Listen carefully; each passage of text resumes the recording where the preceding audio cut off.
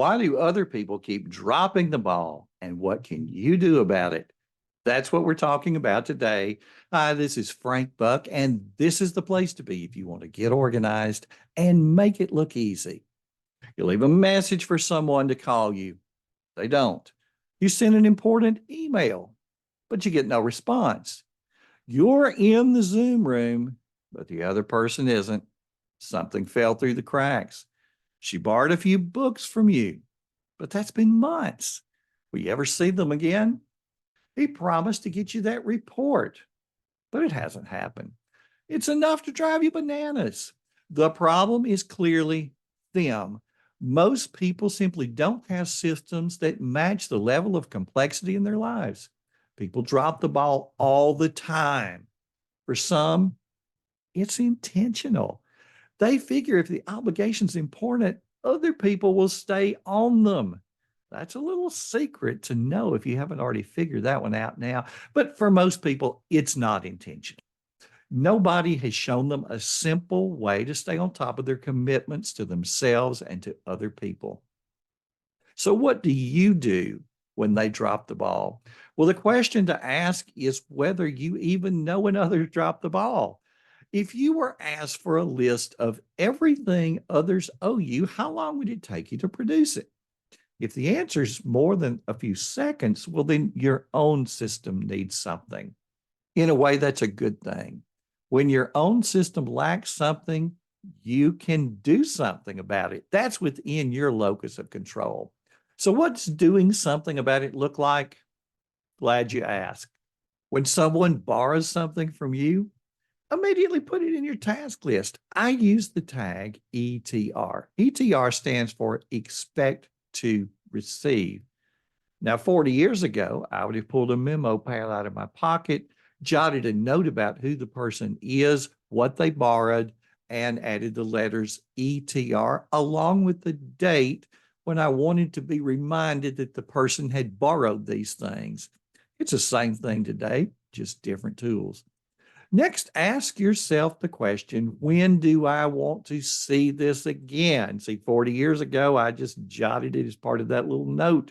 When do I want to be reminded that this person has borrowed my stuff? The answer to that question becomes the due date on the memo pad 40 years ago or in my digital system now. Way back then, I would tear off that little slip and drop it in the tickler file for that day. My system then reminds me at exactly the right time when to check up with that other person. Today, I add a due date to the task. The tools have changed. The principle behind them is exactly the same. Either way, on a certain future date, I'm looking at that task. I get a reminder that someone borrowed something that belongs to me. So if it hasn't been returned, I can now make a phone call, see them, whatever, so that I don't lose my stuff. What about when you've delegated a task or a project to someone else? Well, perhaps the person comes through in fine fashion. On the other hand, the project may be approaching overdue and the whole thing is about to fall through the cracks. What safeguards have you built into your own system so that you'll be checking in with the person at just the right time? When you delegate, create a task in your task manager. Do that on the front end. Add the name of the person, what's been delegated, a due date, and the tag ETR. If your task manager doesn't support tags, just put the letters ETR somewhere in the name of the task. On the appropriate future date, you see the task. Now you have a reminder to check in with that person. Remember, there are people who operate from the standpoint of ignoring unpleasant commitments unless someone specifically says something. There is some merit to that approach because, there are managers who just go crazy with thinking up projects for others with no thought as to how valuable those things really are and what team members already have on their plates. 2 days later, the boss already forgotten about the whole thing. The cost of ignoring the task is zero. You battle that technique by being the person who does follow up. Others quickly learn that when you assign a task, the follow up will happen. While they may ignore tasks delegated by other people, they won't ignore yours. But then you have people who don't ignore assignments on purpose. They simply lack a system to keep up with it all. And that's a challenge in a world that moves quickly. Your follow-up system keeps things from falling through the cracks. Another thing for your list is to plan professional development to help people structure systems. What about when you delegate by email? When the delegation happens face to face, create the task in your task manager as soon as the other person is rounded the corner and is out of sight. When delegation happens over the phone, you're at your desk. You can create the ETR in your task manager on the computer in the moment during the conversation. But if you're out and about on your mobile phone, and that's also where your task manager lives, as soon as you get off the phone, enter this ETR into your task manager. That's one reason I actually still carry a pocket notepad. It holds my driver's license, insurance cards, a few credit cards, a few business cards, and includes the little notepad that I can write on. I jot my notes during the call, and when I get off the phone, I can read them into my digital task list. But what about when you delegate by email? This one's great because the email contains all the information baked right into the body of it, right? So before you hit send, add to the BCC line the email address for your digital task manager. Now, in the inbox of that digital task manager is the task. When you review the inbox of your digital task manager, reword the task as needed. Be sure to add the person's name to the task, add a date, and add the ETR tag. Now, what do I mean by email address for your digital task manager? Good digital task managers supply you with a special email address. Any email sent to that address automatically goes in the digital task list. The subject of the email becomes the name of the task. The body of the email winds up in the notes section of the task. In your digital task manager, find that special email address and add it to your contacts. How quickly could you put your hands on a list of everything everyone owes you? Well, for me, this one's easy. If you have that ETR tag, click the name of the tag in your digital task manager, and now you're looking at every task delegated to someone else.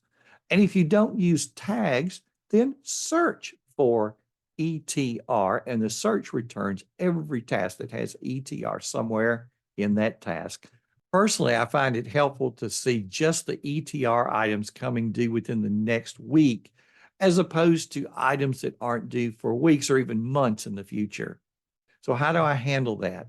In Remember the Milk, I can create a button that allows me to see all the tasks that are ETR and also due within the next week. So let me show you how I do that. I create what's called a smart list. Now, if you're listening on the podcast, you'll want to come over to the YouTube channel or the blog post. In the left sidebar, look for Smart List and click the little plus sign beside it. In the box that appears, you'll see Looking for Even More Power, switch to the query editor. Click that link. I'm giving you a screenshot of exactly what to type in that box. In the body of the blog post, you'll be able to copy the query and paste it into the box because the query is a little long and must be typed exactly. When you enter the information, click the Add button and your creation appears in the Smart List menu. One click shows you all ETR items upcoming for the next week. Next, what about all the things that you've ordered? One of the biggest ETR areas for a lot of us, it consists of those things that we order online. Just before Christmas, I was seeing this post on Facebook. It said, at this point, I've ordered so much stuff, I don't even know what's happening anymore. If Amazon shows up with a goat tomorrow, it is what it is. You can handle this type of ETR using what we've talked about already. I developed a very quick way using the Evernote web clipper. When you finish that Amazon order or whatever company it may be, you know how you find yourself looking at that final screen, the one that tells you what you ordered, gives you the confirmation number, and even tells you when it will arrive. Wouldn't it be great to save that information somehow? Well, use the Evernote web clipper. The web clipper creates a new note in Evernote and pastes all that information in it. I saved the note in a notebook, you guessed it, called ETR. If you're an Evernote user and you use Evernote Home, you are probably familiar with the widgets that you can add. I created a filtered note widget called ETR. Right there on the Evernote home screen, I see the little pictures of the ETR notes that are in my system. When an order arrives and everything's in good order, I just delete the note. Let's face it, friends, we live in a world where too few people have good systems. But how much control over them do you and I really have? Where you and I have the control is over ourselves.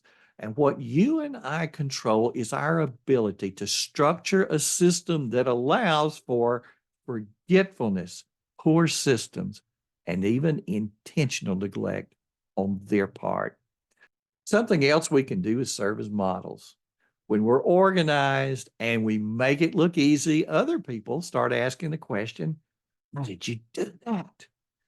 And when those around us start to become better organized because of what they've seen us do or what we teach them to do, well, it also makes life easier for you and for me. Now you've learned how to follow up and follow through when it's them. Next week, we'll learn how to follow up and follow through when it's you. So here's your action item for this week. What are you waiting on from other people? Take a few minutes to identify all of that. Put those things on your list. Assign due dates to prompt you to follow up on just the right day and add the tag ETR. Now relax and work the system. It's too simple not to do. Now, if this resonates for you and you feel like you need a little more of what I just talked about in your life, I am accepting some coaching clients at this point. I'm also accepting speaking engagements. So if you'd like to bring me to your organization, come over to frankbuck.org, click on contact, and let me know about it. Your phone will be ringing. Thanks for stopping by today. And if you enjoyed this video, take a look at these two right over here and consider subscribing to the channel so that you never miss a thing.